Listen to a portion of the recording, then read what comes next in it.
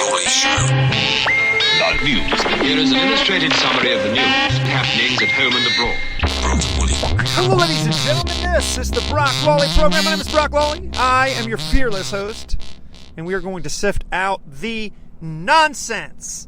The nonsense, which is like 90 to 95% of all of what you hear. Ladies and gentlemen, there's new polls out. New polls. Because, ladies and gentlemen, polls are watertight, flawless. Have we not learned this? Polls determine the future.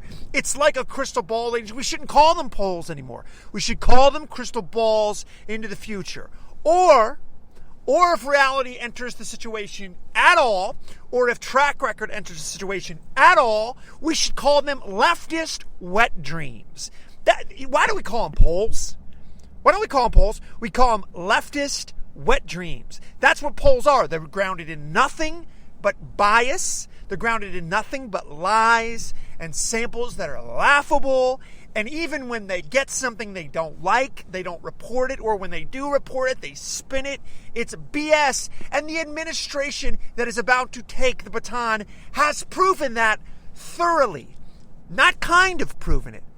Proven it thoroughly. You know, probably one of the most annoying things that I've had to endure post-election day is that all of the same outfits that are wrong, caught in lies, in CNN's case, caught in continuous lies. It's like a day doesn't go by that CNN doesn't get more and more egg on its face. Lying, making up crap, spinning, just pure distortion. And yet these people are allowed to broadcast. They're allowed to broadcast to you and wait for it, call other things. Call other news conduits fake news. It's remarkable. The left cannot squeeze another drop out of the Orwellian sponge that is their existence. They just simply can't. Everything is 180 degrees from reality.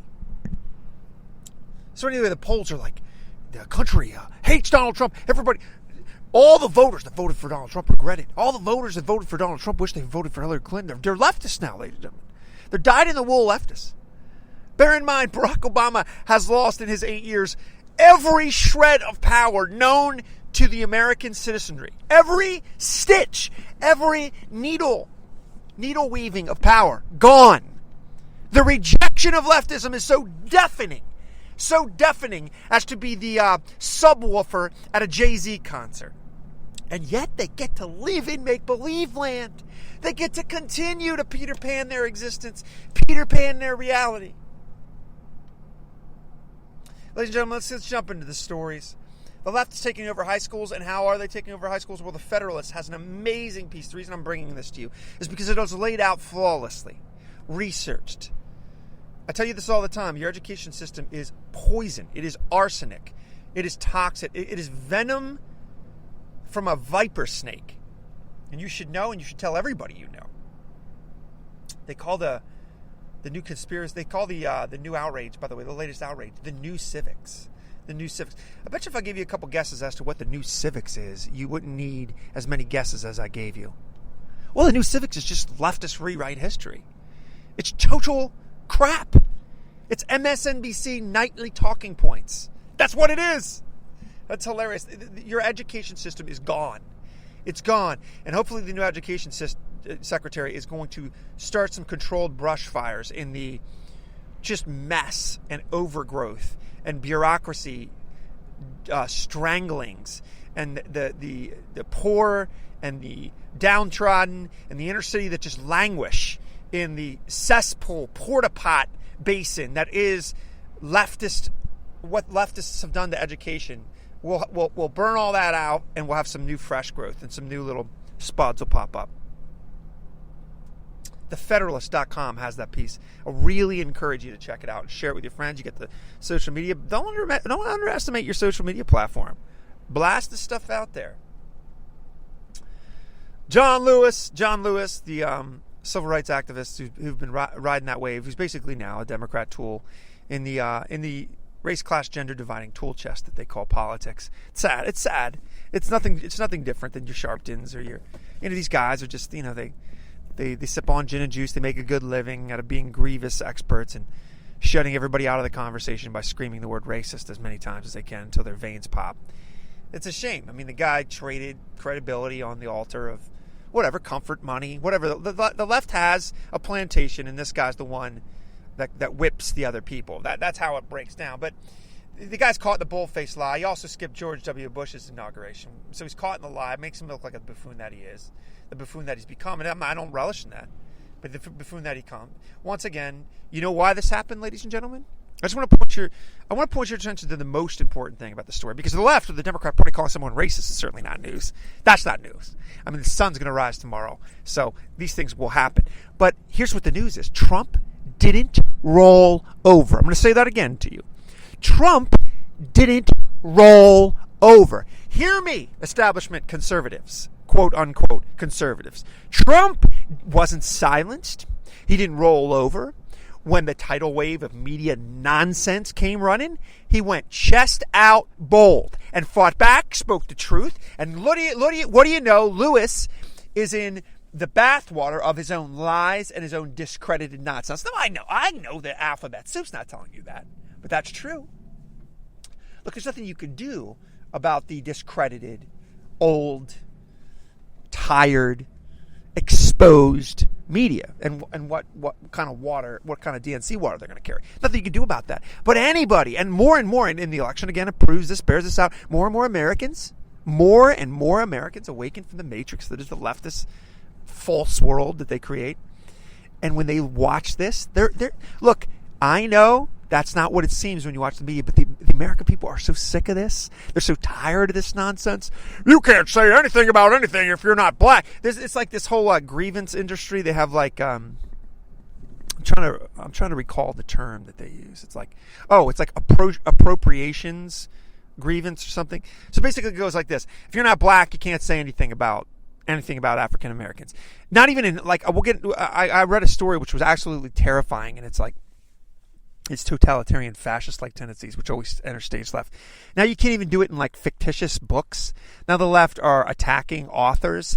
Like for example, if you're a white author and you write a book and you have a black character in that book, you're like appropriating culture apparently to the left. So you can't do that. And those books, of course, should be burned and silenced like everything else they don't want to hear. It's just terrifying, ladies and gentlemen. It's absolutely terrifying. And they of course, are patting themselves on the back for this kind of soft fascism, which of course will harden.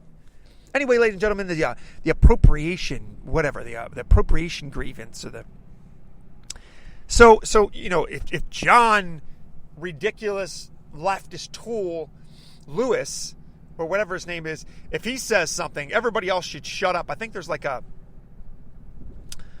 found the guy funny. He's like a friend of Adam Sandler. He's out there. He's one of these old school kind of comedians that came out of Saturday Night Live. He's out there getting, scolded, excoriated for speaking anything said that isn't lockstep with the left or defamatory and slanderous about Donald Trump. Anything uttered by the cultural bullies and the just snobbery and the Meryl Streep, just snobbery, the cultural, like the group thinking, and how your whole career is snuffed out, and how these people are bullies. They're brown shirts, and they need to be exposed. And look, they will. It might take time, but they will. You can't keep this kind of suppression of speech and thought up. They are everything that they claim everybody else is. They are everything that they once claimed you should fear. And you know it. Look, you listening to me right now, no matter what politics, you know that's what's going on. The cultural bullying, the silencing, the professional scorched earth. If you don't say what they want, think what they want, do what you want. It's vile. It's so gross. Reject it and tell everybody you know to reject it. It's not about politics. It's about pushing back on these thugs, these brown shirt, SS, mind control, PC, thought police, thugs. Snuff them out. Burn them out like the witches of the mind that they are, because that's what they are. They should scare you. It's terrifying. That's what the left has become. That's all they've become. That's all they do. They fear ideas. They fear dialogue. They fear discussion. They just call people names and bully them and attack them. It's so sickening, and you must find courage to fight it, because this is their plan. This is what they'll do. They won't be able to legislate. Ladies and gentlemen, legislation is coming their way. like Lucille from The Walking Dead. I mean, it's just going to be bashing them over the head. So they'll try to tyrannize in the area of pop culture. That's what they'll do. They'll try to make it so unthinkable for you to say anything positive. Make it so unthinkable for you to... This is what they'll do. And you have to fight it and reject it with your boldness. Look, Donald Trump proves that if you stand up to bullies, cultural, racial, basically racial grievance profiteers and race mongers like Lewis, you win. Unlike what the old guard establishment RNC does, which is suck on their thumb. Oh, please forgive me. Please forgive me. Just running like a scared, yellow belly livered coward from an old Wild West movie, just running with their drawers around their ankles, running scared. No, Donald Trump doesn't do that. And look what he's done. He's slaughtered the GOP primary field. He's slaughtered Hillary Clinton in an election. He's winning, and he's defeating the left. And make no mistake, that's why you hear these screeches from them. That's why they're hyperbolic. That's why they're throwing everything but the kitchen sink, everything that's not bolted down, because they're terrified, because they're buck naked exposed. And you got to keep the pressure on, because it's working. When the left makes noise, it's working. When the left gets hyperbolic, it's working. When the left screeches and calls you names, it's working. You're doing the right thing. It's not an indicator of doing the wrong thing. It's not an indicator of self-correction. It means you are doing the right thing. It's the disinfectant. On the disease, it's the disinfectant. On the cancer, it's the disinfectant. It's the peroxide on the open wound that is leftist ideas. That's what it is. Ladies and gentlemen, Gateway Pundit has the story about Lewis being caught in a bold-faced lie regarding, this is such an important event. I normally wouldn't do this, but I'm not going to attend Donald Trump because it's so outrageous. I'm not going to attempt Donald Trump. Well, it turns out the guy does it for every GOP. He's just basically a leftist hack. Nobody's legitimate to lead unless they're leftist. Do you notice this? Nobody's legitimate. No idea is legitimate unless it's leftist. If the Democrats don't say it, it's not legitimate. The Democrats don't say it, it's Nazi-like. Please, give me a break. More Democrats boycotting the inauguration. Look, everything they accused Donald Trump, everything they threatened Donald Trump about, right? Not accepting the election results, how it would tear a fabric. Do you remember Hillary Clinton? How they would tear a fabric in our body politic, in our ageless transfer of power. Oh, they used to tell us that. Didn't the Democrats tell us that? On Wednesday night, Donald Trump did something no other presidential nominee has ever done. He refused to say that he would respect the results of this election. Oh my goodness. Now, make no mistake, by doing he is threatening our democracy. Our democracy. He is basically saying, hey, we've been around 240 years. Right, 240 years. And we've always had peaceful transitions. Always acceptance, no matter who won. Yep. Mm-hmm. Look, if you lose an election, I've lost elections. You don't feel very good the next day, do you? But no. we know in our country the difference between leadership and dictatorship. We do.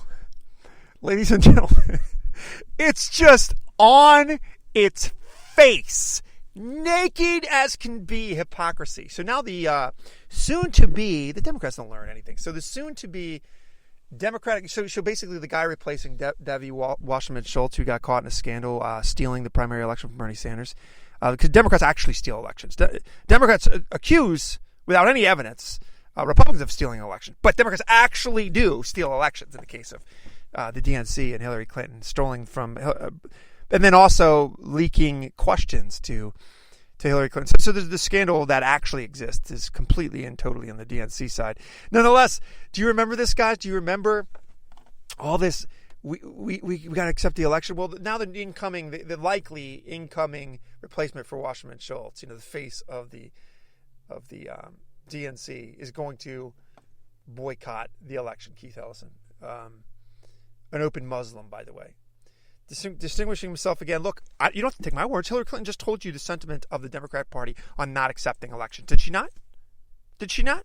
She just told you their sentiment. She just told you how they feel about it. So I don't need to reprimand Ellison. The Democrat Party reprimanded Ellison like 2 months ago when their fake polls told them they were going to win. Isn't that true? That's 100% true, is it? Can you dispute any of this? Can you factually dispute any of it? No, I don't believe that you can. I really don't think that you can. We're going to move on here. Anyway, the Wall Street Journal has that piece. Check it out.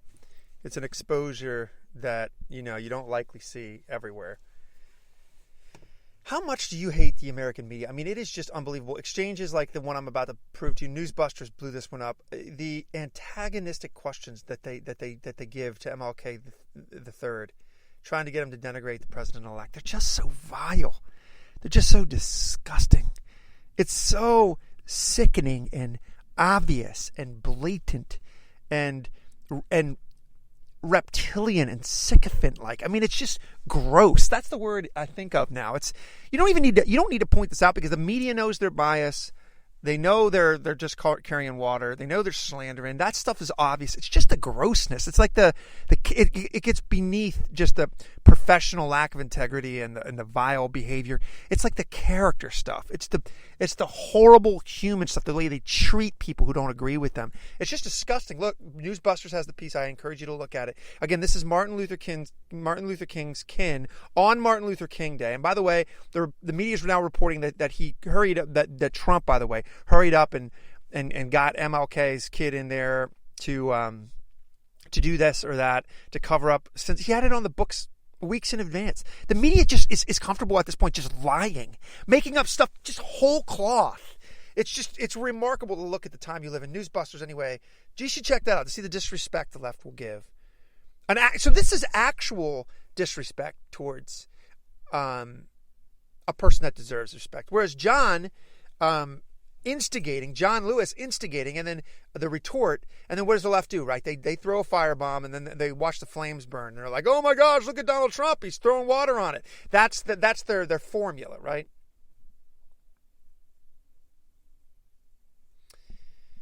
Outspoken never-Trumpers frozen out of the new administration. What do they think? This piece in the Washington Post is like, this is a grievance. What do they think? The never-Trumpers, a.k.a. establishment Republicans that wanted to circle the wagons of their own power and encrustment and calcified corruption. What do you know? They're frozen out. They spent the entire election slandering Donald Trump, their own party's candidate, and propping up Hillary Clinton. How come we're not included? What a grievance. What a tragedy. I mean, the cluelessness here. This is self-awareness. It's like the self-awareness of a homeschooled 1990s homeschooler. The Obama myth, ladies and gentlemen, this is perpetrated. There's so many myths, but the scandal-free administration, ladies and gentlemen, the one that I think has gotten the least attention is the IRS scandal, right? The IRS scandal would have gotten any Republican in history impeached within a week of it happening. And you know it. He militarizes the IRS. America probably will take years to recover from that, to open up that can of worms. He takes the tax agency, the agency that can kick in your door with police, the agency that can take your belongings. That's how much power this agency has. Barack Obama gets caught militarizing it against his political opponents. This is not a scandal, so says the left.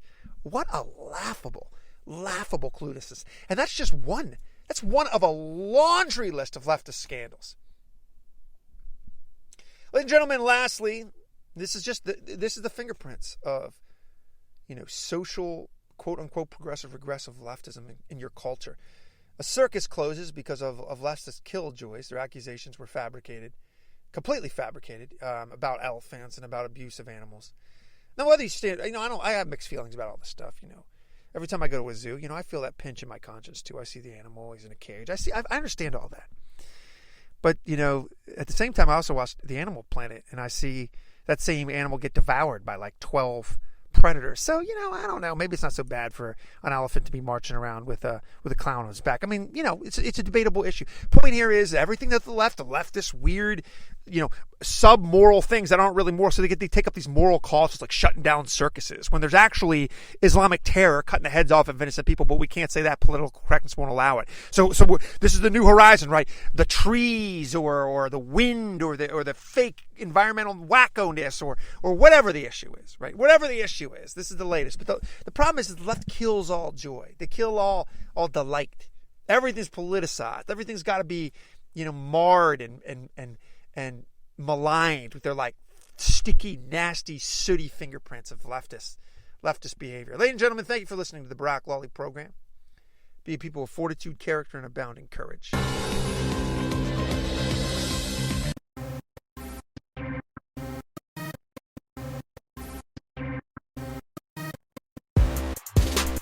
Check out Brock's Twitter account, A Courage Culture. YouTube videos are out there. You can check out the podcast on YouTube. Thank you for listening.